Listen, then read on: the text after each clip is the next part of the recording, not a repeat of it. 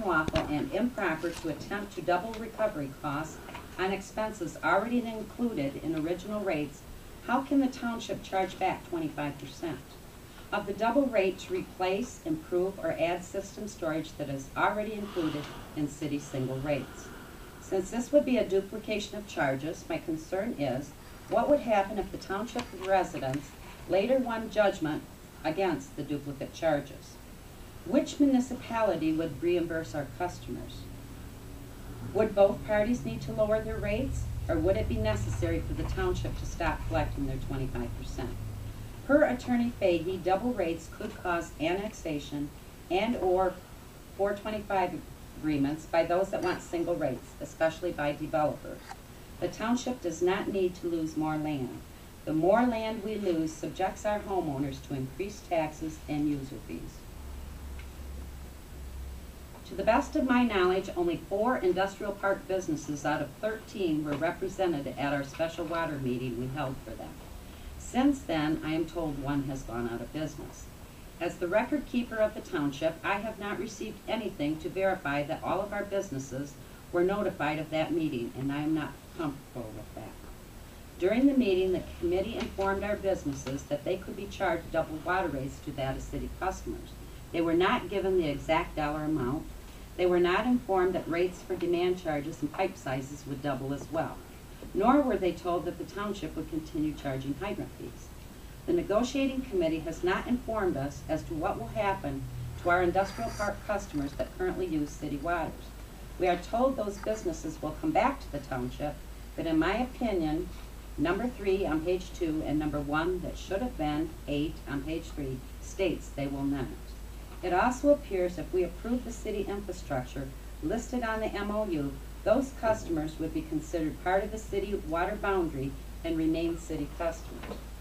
Common sense tells us that our industrial park customers are not asking for city water. The township would be forcing it on them, and due to current economic conditions, I disagree with placing any additional financial burden on our businesses. In my opinion, we need to provide our businesses with exact water cost comparatives from both municipalities.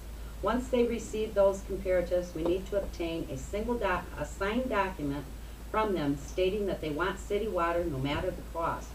Such a document would serve to prevent annexation for single rates. Page 7, first paragraph, your number 11.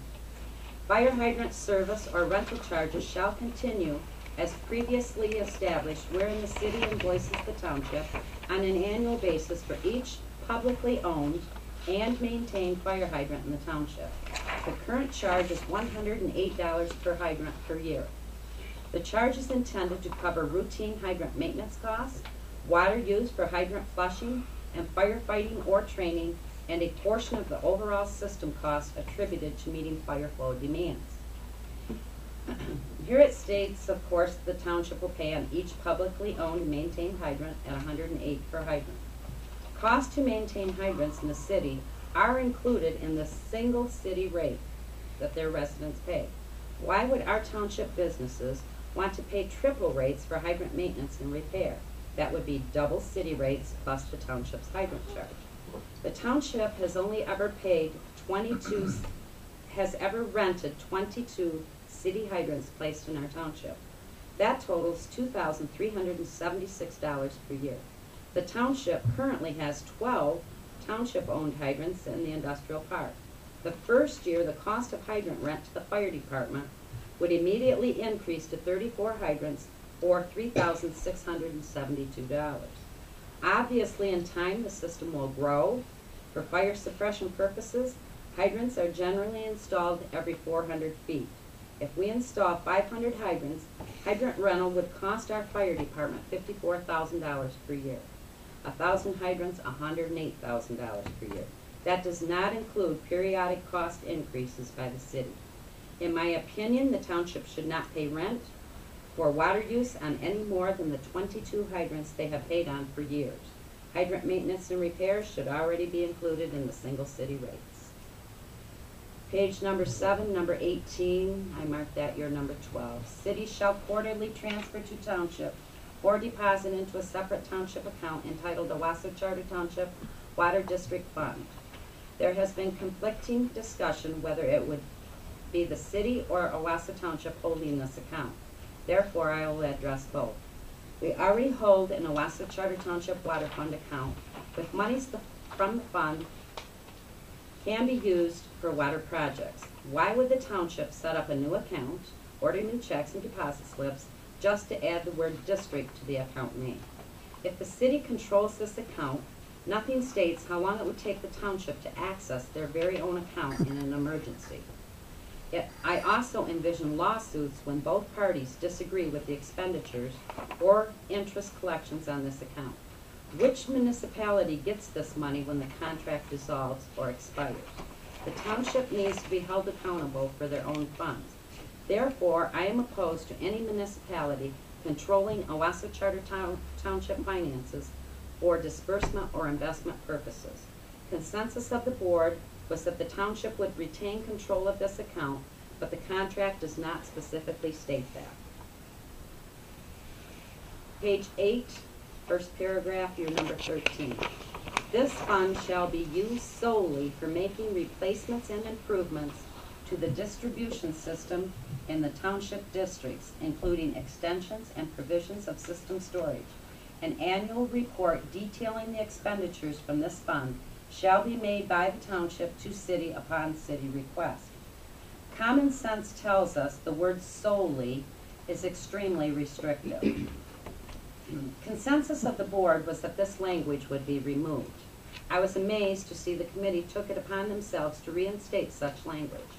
It raises questions in my mind when I envision how well it would go over if the township were to manage city funds. The contract needs to specifically address Owosso Charter Township's water supply system and how the township plans to manage it and finance it, not the city.